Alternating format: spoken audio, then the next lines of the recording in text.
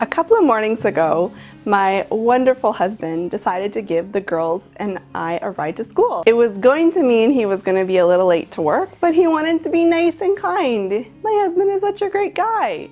So why was it that when we got into the car and I looked over, I was horrified to see that he had a few white morning crusties around his lips? I mean, we all get them. So why was I so concerned that he was going to go to work and his coworkers were going to see a few white specks around his mouth? What was the big deal? Why was I so concerned? I'm sure I have stuff all over my face in the morning. So this got me thinking about how easily our spouses can embarrass us. I did a little bit of research and this is what I found. In an article written by the Wall Street Journal, a psychology professor at Duke University, Dr. Mark Leary, explained that there are 4 types of spousal embarrassment.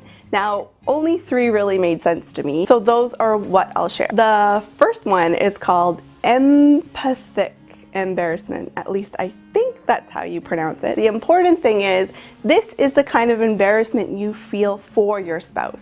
It's kind of like a compassionate response. So for example, your spouse trips down a flight of stairs and you can feel the embarrassment for them. Unfortunately, this is the least common kind of spousal embarrassment. Number 2 is called reflective embarrassment. Now this is when you feel humiliated by your spouse's actions.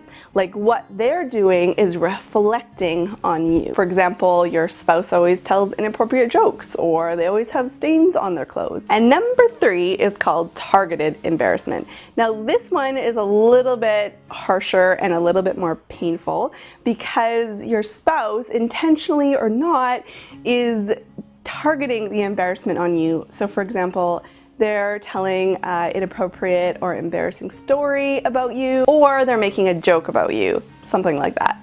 Ouch. So now that we know at least 3 types of spousal embarrassment, what, if anything, can we do when we're sitting in the corner cringing and dying of embarrassment? Well, first off, it's interesting to note that many studies actually conclude that we overestimate how much people tend to notice our behavior. So we might think that everyone in the room is cringing at your spouse's lame joke, but in fact, no one has even noticed. So I guess we probably just need to stop the panic and remember that our spouses are separate from us. They make their own choices and have their own judgment, and that we are not being judged on their behavior. Then I suppose we could use good judgment and decide if our spouses would benefit from a little discreet suggestion.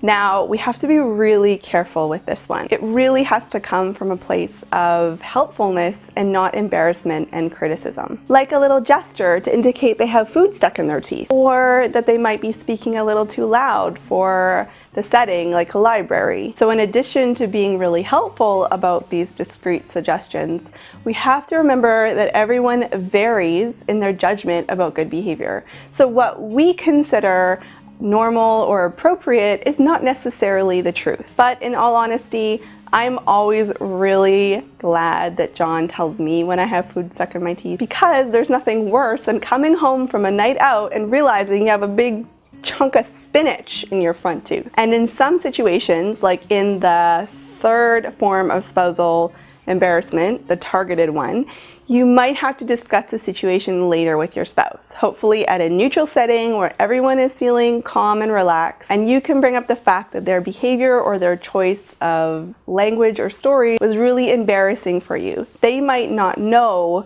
that that was inappropriate or made you feel uncomfortable. So thanks for watching. I hope this video was useful for you in this very common challenge that a lot of people face. So don't feel like you're the only one, because I'm saying I get embarrassed, and believe me, John gets embarrassed by me too. I know it's hard to imagine I'm amazing and perfect. Hope you have a great day. I will see you next week for another video. Please leave any suggestions or comments below. And if you subscribe to this channel, you'll always know when my new videos are coming up. See you later. Bye.